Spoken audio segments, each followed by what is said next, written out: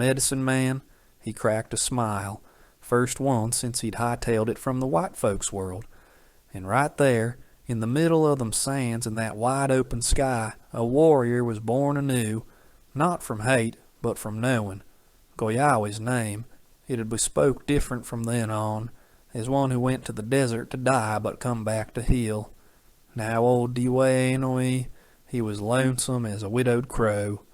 She who smiles, that gal with eyes full of light and a laugh that could mend a broke heart, she'd up and married Pizzago, and ever since, the medicine man felt like part of him had wandered off down a trail he couldn't follow.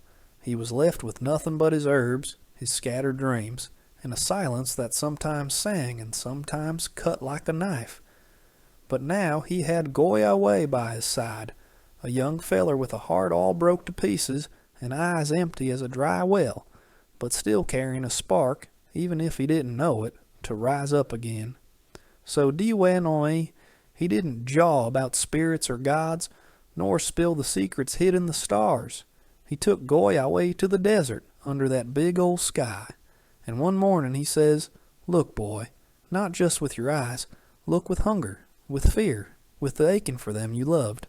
Together they watched a snake slip quiet-like mongst the rocks, an eagle circling for its supper, a rabbit skittering through the brush, feeling every tremble of the earth. "Us folks, we think we're mighty clever," says the medicine man, "but the Apache, we don't call critters animals. They're our kin. From 'em we learn how to sip the morning dew, how to hide when the wind kicks up, how to love without words, and how to meet death without trembling. Day after day, Goya we started seeing signs. The coyotes track in the sand, the birds dance at dawn, how shadows shift with the sun, how a stone changes color when the day's at its hottest. He learned the desert ain't never empty. It's a world full of voices that don't talk human. One night, after a heap of silences and wanderings, Goyawi up and asks, 'What if I don't want to be a warrior no more?'